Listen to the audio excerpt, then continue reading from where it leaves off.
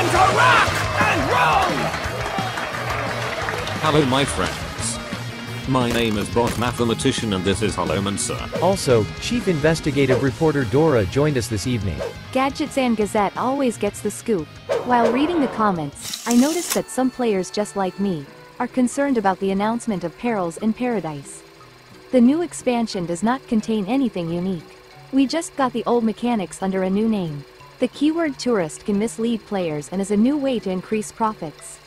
According to the survey, almost 40% of our audience is indifferent to the new theme, while almost 20% were disappointed and only 13% were delighted with the announcement of the new expansion. Hot on the heels of the release of Whizbang's Workshop, we're getting another expansion for kids. All this makes me assume that Paradise may turn out to be hell and one of the worst sets in the history of the game. Despite the fact that reveal season has just begun, I have great doubts that buying a pre-order will be rational, since I feel the taste of failure. Dora, you are overly emotional and categorical. This is too much even for a reporter whom everyone calls daring. We got the completely opposite impression from the announcement of the new expansion. We love light-hearted themes and have long dreamed of being on the beach. The new keyword tourist could be an important step towards evolution and expansion of gaming capabilities. Moreover, we have reason to believe that Perils in Paradise is the new Titans in terms of impact on the meta. But such diametrical points of view and conflict are a good opportunity to find the truth.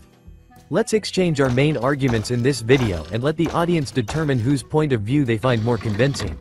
Challenge accepted. Guys, I prepared well for the battle and I will destroy you with my arguments.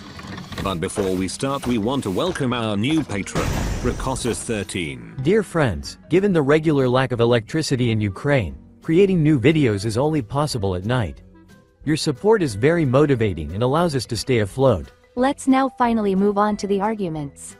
I think it is pointless to argue about the theme of the expansion, since it is simply a matter of taste.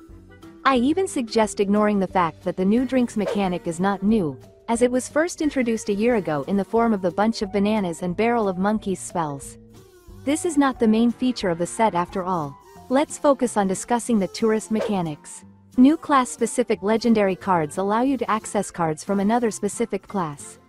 While building your deck, including a tourist adds the deck-building interface of a second class's cards. For example, Sunsapper Linessa is a legendary paladin card that will allow you to access rogue cards minus its tourist. This way you can only have one tourist in your deck. In turn, the unannounced tourist for rogue will allow you to gain access to warlock cards. In other words, tourists turn cards of a certain class into dual class cards. When the Hearthstone team made the announcement, I had the false impression that players would have access to all class cards. It seemed like pure madness, but it aroused incredible interest in me, which completely disappeared when I discovered that the tourist would only allow access to cards from the new set. In this form, how does this mechanic differ from the dual class cards from Scholman Academy? 4 years ago, you didn't need to add any legendary cards to your deck to gain access to select cards from other classes. This approach allowed us to increase the number of available cards for each class from 10 to 14 without increasing the size of the set as a whole. Dora, your arguments are disarming. The mechanics of tourists and dual class cards are indeed very similar, but if in Scholman's the class had access to up to 14 cards, then in Paradise, with the help of the tourist, the class can gain access to 19 class cards, which can significantly increase variability. Moreover, after the release of the mini set, each class is guaranteed to receive 4 more cards instead of 2. Many core mechanics in Hearthstone are reminiscent of something from the past. It is very difficult to create unique things for 10 years. This is a particularly difficult task for the card game genre. In my opinion, the developers continue to expand the capabilities of cards and periodically introduce completely new ideas. But for critics, even the hero cards are not something fundamentally unique, since the first of them is Lord Jiraxxus. Besides the secondary nature of the dual class mechanics, I'm really concerned about the usefulness of this type of card. In theory, these cards should significantly increase variety as classes gain access to more tools, but in practice this does not work. For this reason, I don't consider Scholman Academy a successful expansion, as the set didn't bring many new ways to play. We received cards that mainly improved existing strategies. Moreover, dual class cards were used predominantly by one class, making this concept almost meaningless. I always thought this was a ploy by the developers. They simply created a set and shuffled some cards around a bit, changing their coloring, without expecting that they would become truly useful to another class. Of course, Scholman Academy is not the brightest light bulb in the garland of Hearthstone sets, and yes, very often dual cards are used predominantly by one class, but their usefulness is extremely high. More than half of the dual class cards from Scholman Academy had a lifespan of more than 50%. Here are the best ones. All of these cards, with varying degrees of popularity, were useful throughout their time in Standard. Note that most of them have a low mana cost. The most influential cards were Lightning Bloom, Primordial Studies, and Brain Freeze. Unfortunately, among the best cards there was only one legendary. Lord Baruv's peak popularity was almost 18%. The card is still useful in the wild format. Of the 10 legendary dual-class cards, only 4 were useful for at least 10 months. While Speaker Gidra was useful for a very long period, but most often occupied a very niche place with low popularity. Guys, let's be completely honest. For legendary cards that in theory should have double utility, this is not an impressive result. But I agree, many of the dual-class cards from Scholomance were really useful for a long time. But what about cards from other sets? Recently, developers have increasingly begun to add cards of this type to the game as part of mini-sets. As a rule, half of the cards in mini-expansions are very weak. It seems to me that in this way the developers are trying to increase the usefulness of useless tools. Dual-class cards returned to us for the first time in the Dark Moon Races mini-set. These cards were in the game for a record short time, about 14 months, but only one card was used during this entire period. Hysteria is one of the best control tools. During this entire time, every 10th deck contained this card. The other cards were less useful, and if the set had been in the game longer, I'm not sure they would have retained their usefulness. The worst card in the set among multi-class cards was Key Warden Ivory. The lifespan of the card was only slightly more than 20%. This means that the card occupied an insignificant niche in the metagame for only 3 months, after which it became completely useless. After that, dual-class cards returned to us again a little over a year ago as part of the Audiopocalypse mini-set, and then again in Delve into Deepholm. Sir Finley has the potential to add to the small list of most useful multi-class legendaries. In turn, Rhythm Dancer Riza failed to become useful. As you can see, dual-class cards aren't necessarily weak, and their usefulness is often high, but there are a fair number of very bad cards among them, especially legendary cards. Based on our data on card usefulness, we can come to an unexpected conclusion. If we imagine that the tourist turns cards of a certain class into dual-class cards, then with a high probability they will help you find useful tools. But you will only be able to access one legendary card of a certain class, and according to our statistics, it is unlikely that it will be useful to you over a long period of time. Here are some examples. The Shaman, using his Tourist, will be able to access Patches the Pilot. Overall, this is a very flexible card that can find a place in Aggressive, or Evolve or Highlander archetypes. In my opinion, Shaman is very lucky.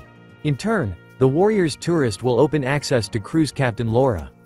The card can be useful in some scenarios, but most likely it will be very optional.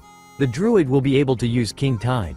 The card can be useful within the big spell strategy. In my opinion, tourists don't have the most impressive effects on their own. So far there are few cards presented and it's too early to draw conclusions, but still. If you ignore the deck building effect, Sunsapper Linessa is an underwhelming card, especially compared to Tamsin Rome, which did very similar things much more effectively, at a lower cost and in a more controlled way. Don't get me wrong, I don't want to say that the card will be useless, but without very strong synergy, which the developers most likely prepared, the card will not be able to turn your deck into an analog of the Miracle archetype. The same goes for Buttons. Death Knight has spells of only 2 schools, Frost and Shadows.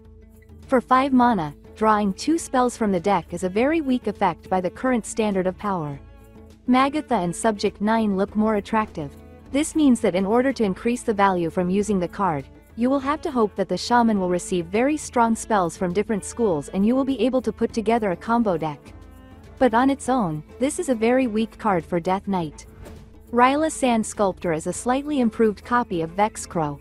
The only scenario I can see this card in 2024 is the Aggro Druid archetype. Thus, tourists on their own can be completely useless unless the classes they gain access to have very strong synergies. Guys, your stats rather confirm my point that we will get a very mediocre set. Why do you think that new tourists are capable of matching the power of Titans? There is a very significant reason for this. The second set of the year is extremely important for the standard ecosystem. Traditionally, the first set has low long-term utility, as rotation itself introduces enormous changes to the metagame, resulting in a decrease in the overall power level of the format. The goal of the second set is to create new ways to play, increase variety, and add powerful versatile deck building tools. To ensure this, the developers are resorting to increasing the overall power level. Given the weak impact of the first set, the second expansion should lay the foundation for an effective implementation of the third set of the year. Most often, the metagame functions on the basis of the second expansion for at least a year.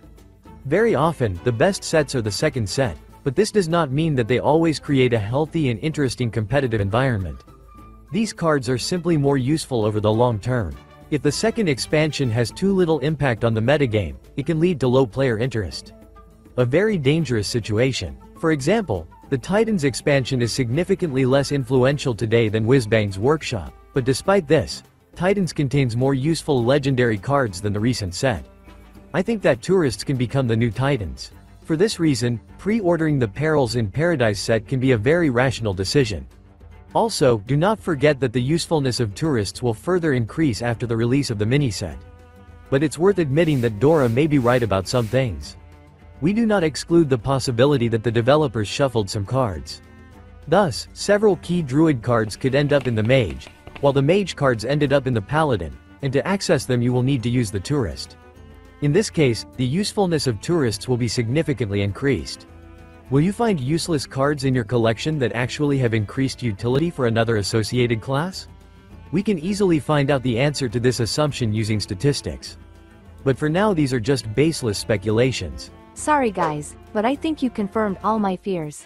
If the card shuffling is confirmed, then Perils in Paradise will be the most manipulative set in the history of the game, and this will confirm my thoughts about the hidden increase in the cost of the collection. If you played mainly as the Druid and collected cards only for him, then now you will have to additionally collect a collection of cards for the Mage in order not to lose advantages. In my opinion, this is a clever way to increase player spending. In any case, you failed to convince me. I consider the keyword tourist to be a screen for secret manipulation. This is just an imitation of new mechanics, which is actually a degradation of dual class cards. Previously, you could get a card and use it with two classes at the same time, which reduced the cost of the collection. The developers have found a clever way to get rid of this feature. If tourists end up being useful just because the developers shuffled the cards between classes, I wouldn't be surprised. But without developer manipulation, I don't believe that tourists will be useful for a long time. Most likely this set will be similar to Scholman Academy. Dora, we haven't changed our minds either. We'll be happy to take part in the Perils in Paradise Island. Cocktail in hand. Your assumptions are a bit speculative. We believe that tourists are an evolution of the multicast cards and believe that they will have a big impact on the metagame. Personally, I'm really intrigued by the possibility of adding Death Knight cards to a Warlock deck. We're looking forward to lots of variety, new ways to play, and the hope that tourists will be useful for a long time.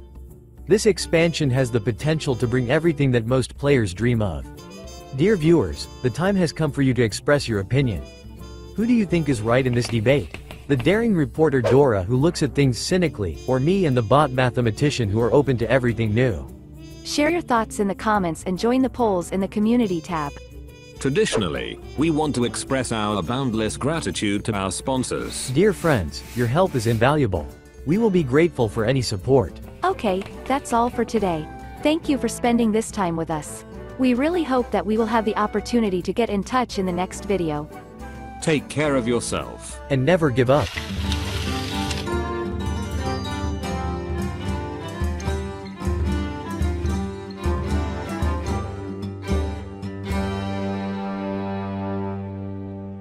Job's done.